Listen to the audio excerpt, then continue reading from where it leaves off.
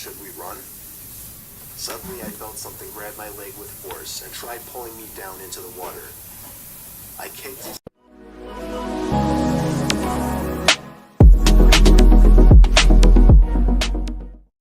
What's up, everyone?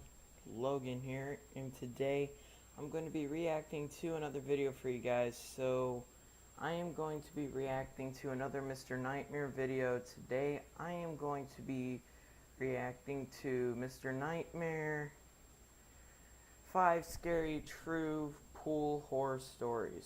So this video came out about 2 hours ago by Mr. Nightmare. I saw it up earlier, but I just didn't have time to react to it earlier, so I am now going to. So that's what I'm going to do. I'm not going to make this intro long, so let's go ahead and get into this video. 3, 2, 1, let's go.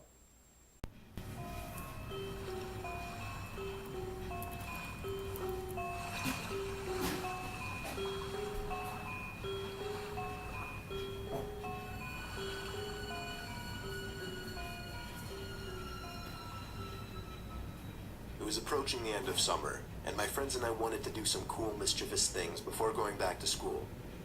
So, we had the genius idea one night to sneak into a nearby community pool. It was actually only a couple blocks away. It's right smack in the middle of a residential area, so instead of sitting on a main road or something, it actually just sat around a bunch of houses on a quiet road. During a hot day, the little parking lot would be full and the spot would be bustling. But at 1 in the morning, the place was of course dead. There's obviously a big fence surrounding the whole front entrance, as well as a cage that gets closed up when the place closes. So our best way was to get in through the side. We snuck into the backyard of a neighboring house and hopped the fence over to the pool. It was as easy as that. The 4 of us took off our shirts and jumped into the pool, which in retrospect wasn't smart, since any of the neighbors could have heard the splashes and just called the police. But we were dumb high schoolers. It was very, very dark within that whole enclosing. This pool had no lights, which is why it closed at sunset. James, Courtney, and Alyssa were on the other side of the pool, as I was just kind of doing my own thing at first, swimming around and getting my face wet.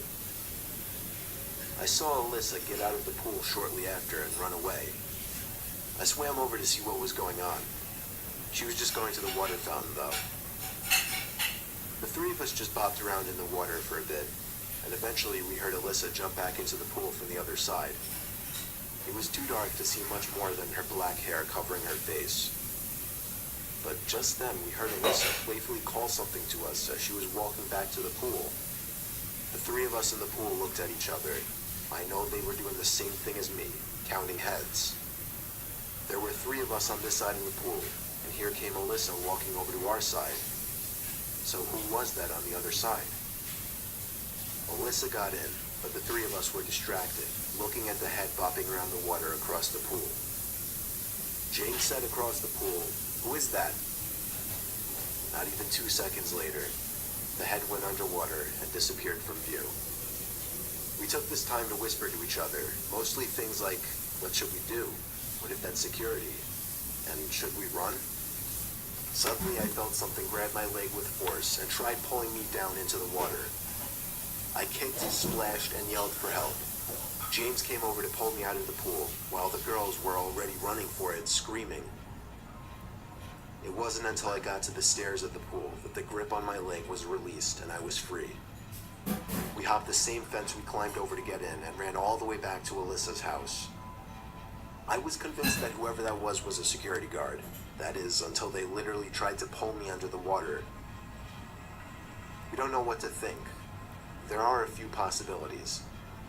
Maybe it was just another kid messing with us, maybe it was a security guard who went way too far, or most likely, it was a dangerous person who had ill intent.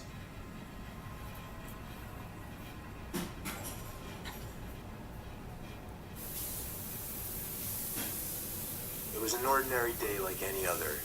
85 degrees out, family getting ready to jump in the pool. I was looking for my 6-year-old brother so I could help him into the pool, but I thought I'd just wait for him in the pool instead. My parents were still inside while I got ready to jump in the pool, but I didn't, because I saw something dark sitting at the bottom of the pool. It took me a few seconds to realize it was my little 6-year-old brother at the bottom of the pool. It took my young brain a few moments to realize he wasn't playing around. I screamed in such a loud and high pitch, you would think it was a little girl if you heard it. I remember the feeling of my skin crawling as my helpless 8-year-old self didn't know what to do. My parents burst out the back door. My dad dove into the pool and grabbed my little brother from the bottom. It was nothing short of a miracle that my dad managed to resuscitate him, though. Thereafter, we weren't allowed back into the pool unsupervised until we were both at least 10 years old.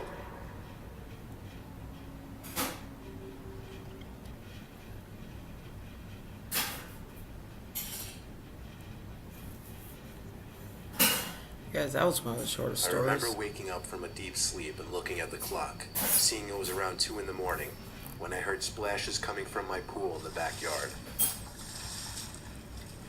My bedroom window didn't have a view of the pool, so I had to run downstairs to the den to get a view. And let me tell you, I was freaking out on my way down there, especially given that I live alone. The blind was shut, but the windows were open, and I could still hear a little splashing coming from the pool. I had to be quiet opening the blinds, otherwise I risked exposing myself. I lifted the blinds only enough to get a view of the pool, but the splashing stopped. I waited a few minutes before deciding it was safe to go outside. I walked up to the pool and nearly had a heart attack when I saw a body submerged underwater on the shallow end. I pulled the body out of the water, hoping it was more than just a body still, but he didn't seem to be breathing.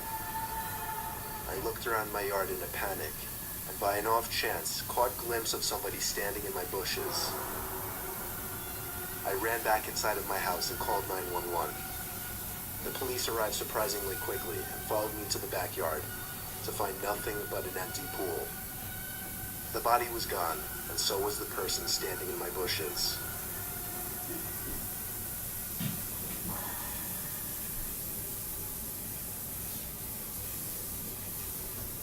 This happened when we were staying in a small country inn.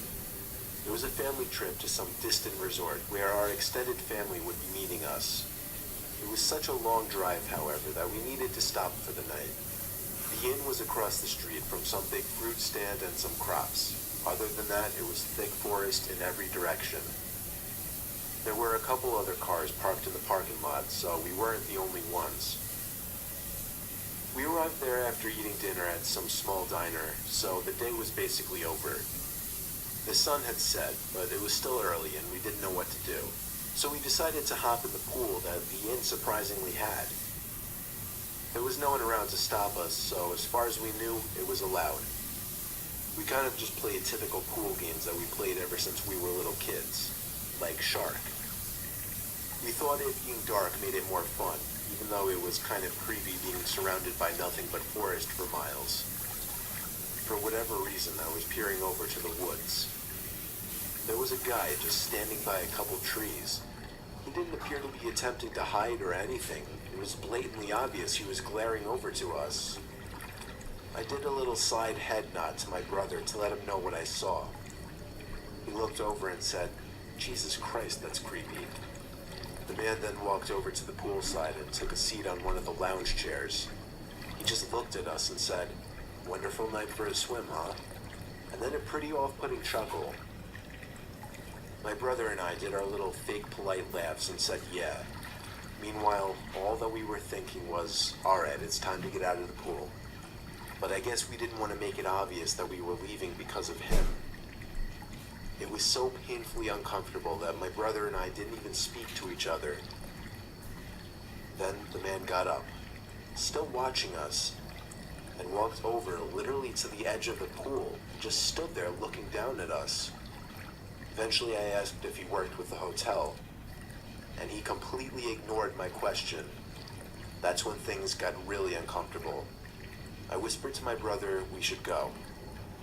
As soon as we started moving towards the ladder, the man started walking fast over to the ladder, so we stopped and stayed in the pool.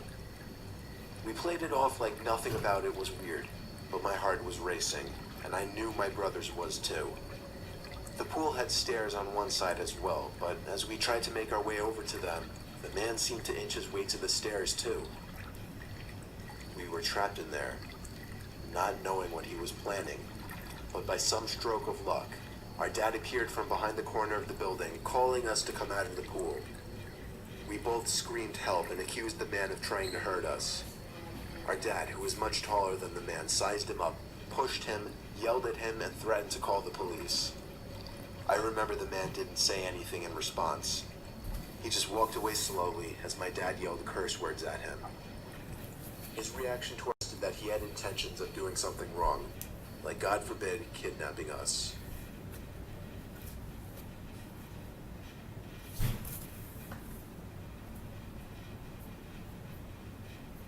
I'm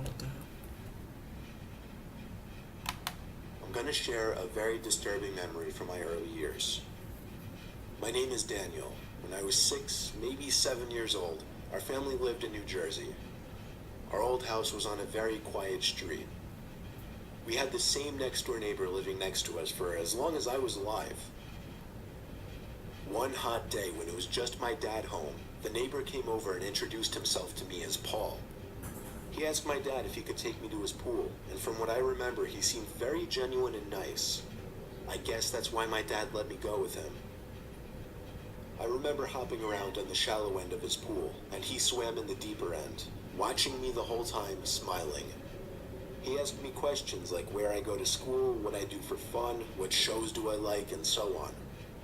He asked me if I knew how to swim, and I shook my head no. He swam over to me and started lifting my legs and arms, trying to show me how to swim. It didn't really work out, but he said he'd invite me over one night and keep helping me. Well, apparently one night was the next night. I heard splashes coming from the pool next door from my room as I was laying in bed. I opened the window and saw Paul looking up to my window, waving. He called up to my window to come on over with my bathing suit. Excited by the thought of it, I threw on my bathing suit and snuck out the front door. It's funny. I knew well enough that what I was doing would go against my parents, given that I knew to sneak out. That night as we were in the pool together, Paul was extra touchy as he was supposedly showing me how to swim. But at the same time, I didn't realize what was going on. Suddenly I heard the shout of my dad from my window, and less than half a minute later my dad was in Paul's backyard, yelling at him, threatening to get a restraining order if he ever came near me again. My parents had me describe what Paul did to me, and I said nothing, because that's truthfully what I believed. They told me to never speak to Paul again, and pretty soon started looking for a new house. In the meantime, however, one night out of curiosity, I sat up from my bed and looked out the window.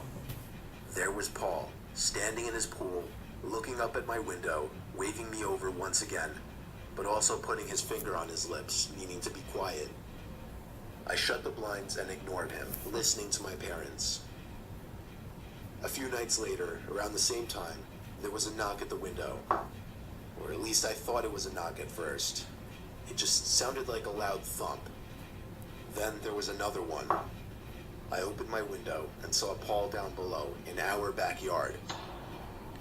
He spoke up to me in a soft voice, asking me to sneak down and we'll hang out inside his house.